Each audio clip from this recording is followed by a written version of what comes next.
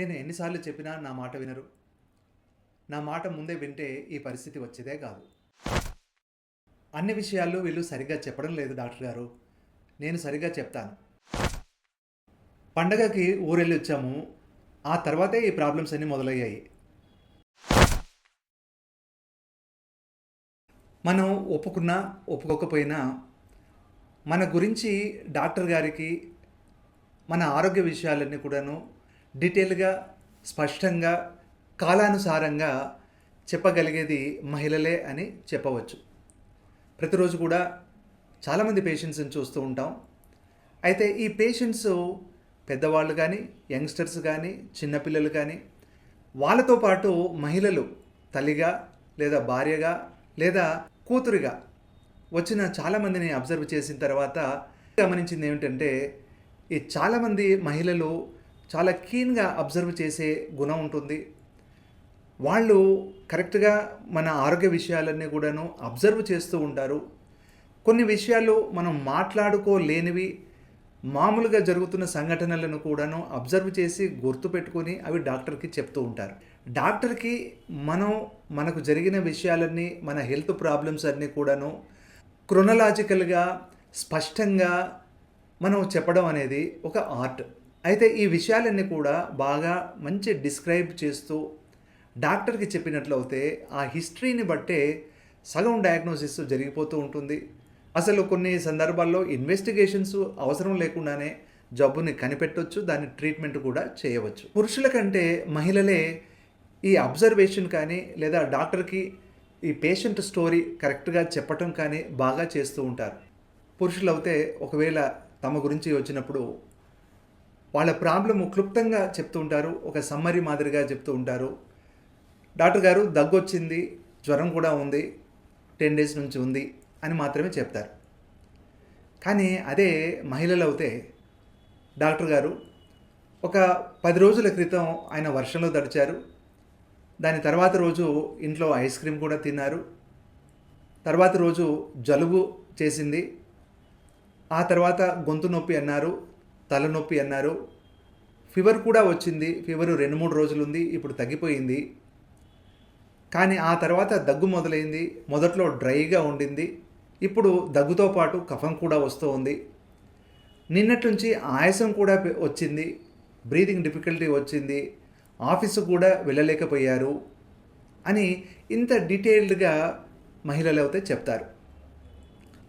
ఈ వివరాలతో అసలు ఆ జబ్బు ఎలా మొదలైంది, ఎలా కంటిన్యూ అయ్యింది, ఎందుకు వచ్చింది, ఎంత సివియర్గా ఉంది, ఏ మందులు వాడాల్సి ఉంటుంది, ప్రాబబుల్ డయాగ్నోసిస్ ఏమిటి, ఇలాంటి విషయాలన్నీ కూడా మాకు అర్థమవుతూ ఉంటాయి.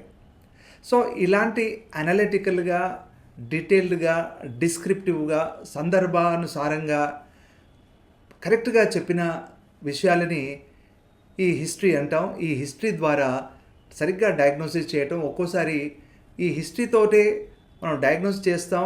అసలు ఇన్వెస్టిగేషన్స్ కూడా అవసరం లేకుండా ట్రీట్మెంట్ కూడా చేసుకోవచ్చు. ఆరోగ్య సమస్యలన్నీ కూడాను పురుషుల కంటే మహిళలు మంచి అబ్జర్వేషను, అదేవిధంగా కేర్ గివర్ కూడా ఉంటారు కాబట్టి ఫ్యామిలీలో జరుగుతున్న విషయాలన్నీ కూడాను వాళ్ళకి తెలుసు. ఆ విషయాలన్నీ కూడాను గుర్తుపెట్టుకొని ఏవైనా పర్టికులర్గా హెల్త్ ఇష్యూస్ వచ్చేస్తే అవి ముందు నుంచి క్రమ పద్ధతిగా ఎలాగ మొదలైంది, ఎలాగా కొత్త కొత్త లక్షణాలు కనిపించాయి, ముందు ఏ ప్రాబ్లం ఉండింది, తర్వాత ఏ ప్రాబ్లం వచ్చేసింది, ఇలాంటి ప్రాబ్లం ఇదివరకు కూడా ఎప్పుడైనా జరిగిందా లేదా, ఇలాంటి విషయాలన్నీ కూడాను బాగా గుర్తుకు తెచ్చుకొని డాక్టర్కి కరెక్ట్గా చెప్తూ ఉంటారు. కాబట్టి పురుషుల కంటే మహిళలు ఈ విషయంలో ముందంజలో ఉంటారని చెప్పొచ్చు. ఒక మదర్గా చిన్నపిల్లలని చూసినప్పుడు వాళ్ళ డైట్ హ్యాబిట్స్ ఏమిటి, వాళ్ళు ఆహారం ఏమైనా తగ్గించారా, బాగానే తీసుకుంటున్నారా లేదా, అదేవిధంగా వాళ్ళ స్లీపింగ్ హ్యాబిట్స్ ఎలా ఉన్నాయి, వాళ్ళ యాక్టివిటీస్ ఎలాగా ఉన్నాయి, వాళ్ళ స్ట్రెస్ లెవెల్స్ ఏమైనా ఉన్నాయా లేవా, వాళ్ళకున్న హెల్త్ ప్రాబ్లమ్స్ ఏది, ఎప్పుడు, ఎలా మొదలైంది, ఎలా పెరిగింది, మందులు కరెక్ట్గా వేసుకుంటున్నారా లేదా, ఇలాంటి విషయాలన్నీ కూడాను మదర్కి బాగా తెలుస్తూ ఉంటుంది.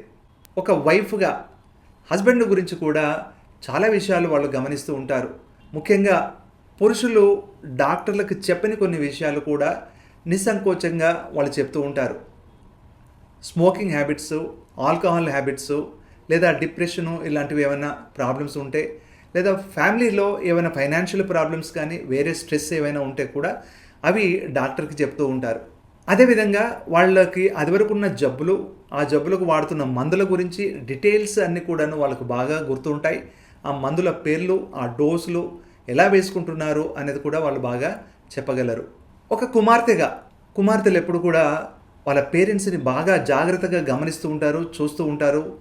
హెల్త్ విషయంలో పర్టికులర్గా వాళ్ళు ఏ ఇంట్లో ఉన్నా, ఏ ఊర్లో ఉన్నా, విదేశాల్లో ఉన్నా కూడా వాళ్ళ గురించి ఎప్పటికప్పుడు ప్రాబ్లమ్స్ని ఎంక్వైరీ చేస్తూ, వాళ్ళు వాడుతున్న మందులు, వాళ్ళకున్న జబ్బులు, వాళ్ళు తీసుకుంటున్న డయటు, వాళ్ళ డైలీ యాక్టివిటీస్ ఎలా ఉన్నాయి అని కూడా పూర్తిగా కనుక్కుంటూ ఉంటారు. అవసరమైనప్పుడు డాక్టర్ దగ్గరికి వచ్చినప్పుడు ఆ విషయాలన్నీ కూడాను డీటెయిల్డ్గా బాగా చెప్తూ ఉంటారు. అదేవిధంగా డాక్టర్ అపాయింట్మెంట్స్ కానీ, హాస్పిటల్కి తీసుకువెళ్ళడం కానీ, లేదా వాళ్ళు హాస్పిటల్లో ఉన్నప్పుడు ఆ హాస్పిటల్లో వాళ్ళకి ఇవ్వాల్సిన కేర్ బాగా ఇవ్వడం కానీ, అదేవిధంగా హాస్పిటల్ నుంచి డిశ్చార్జ్ అయిన తర్వాత వాళ్ళు తీసుకుంటున్న మందులు, ఆ మందుల డోసేజ్లు క్రమం తప్పకుండా వాడుతున్నారా లేదా, డైట్ ఎలా ఉంది, వాళ్ళ ఫిజికల్ యాక్టివిటీ ఇంప్రూవ్ అయిందా లేదా, ఇలాంటి విషయాలన్నీ కూడా పూర్తిగా వాళ్ళు అబ్జర్వ్ చేస్తూ ఉంటారు, గైడ్ చేస్తూ ఉంటారు, వాళ్ళు సూచిస్తూ ఉంటారు కూడా.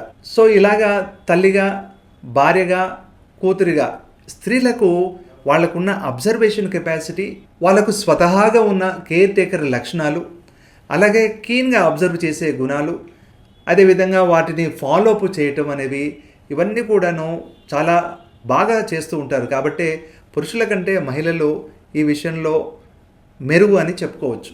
అయితే ఈ మధ్య పురుషులు కూడా మహిళల మాదిరిగానే ఇంట్లో పనులు చేయటం, ఇంటి విషయాలన్నీ గుర్తుపెట్టుకోవటం, కేర్ ఇవ్వటం, హాస్పిటల్కి వెళ్ళినప్పుడు ఆ విషయాలన్నీ కూడాను డాక్టర్కి కరెక్ట్గా చెప్పటం, కరెక్ట్ ట్రీట్మెంట్లు ఫాలో అవ్వటం, ఇవన్నీ కూడా చేస్తూ ఉన్నారు. ఇది స్వాగతించాల్సిన విషయం. నా హెల్త్ ప్రాబ్లమ్స్ అన్నీ కూడా మా మ్యారేజ్ అయినప్పటి నుంచేనండి. కొందరు మహిళలు, చాలా కొద్ది మందే అనుకోండి, కాళ్ళు లాగడం ఎప్పటి నుంచి అమ్మా అంటే ఇది మా మ్యారేజ్ అయినప్పటి నుంచి అండి అని. అలాగే కడుపు నొప్పి ఎప్పటి నుంచి అని అంటే అది కూడా మ్యారేజ్ అయినప్పటి నుంచే అని. తలనొప్పి ఎప్పటి నుంచి అని అంటే మ్యారేజ్ అయిన తర్వాతనే మొదలైందని. వాళ్ళ షుగరు, బీపీ ఎన్ని రోజుల నుంచి ఉన్నాయి అని అంటే అది మ్యారేజ్ అయిన తర్వాతనే మొదలైందని. అలాగే వామిటింగ్స్ ఏమైనా వస్తున్నాయా అంటే అవునండి, అవి కూడా ఈ మ్యారేజ్ అయిన తర్వాతనే మొదలైనాయి. ఇలాగా ప్రతి ఆరోగ్య సమస్యని వాళ్ళు మ్యారేజ్ తోటే లింక్ చేసి చెప్తూ ఉంటారు. నిజానికి మ్యారేజ్కి వాళ్ళ ప్రాబ్లమ్స్కి అంత సంబంధం ఏమీ లేకున్నా కూడా వాళ్ళ భర్త మీద ఉన్న కోపం కొద్దీ ఈ విషయాలన్నీ కూడాను ఆ మ్యారేజ్ మీదనే వేస్తూ ఉంటారు. మ్యారేజ్ జరిగినప్పటి నుంచే ఈ ప్రాబ్లమ్స్ అన్నీ వచ్చాయి, అంతా కూడాను ఈ మ్యారేజ్ వల్లే అని ఆయన మీద ఉన్న కోపాన్ని ఇలాగా వ్యక్తం చేస్తూ ఉంటారు. కొంతమంది పేషెంట్స్ వాళ్ళ ప్రాబ్లమ్స్ చెప్పుకునేటప్పుడు ఈ విధంగా కూడా చెప్పేవాళ్ళు ఉన్నారు. ఇది ఫన్ కోసం మాత్రమే.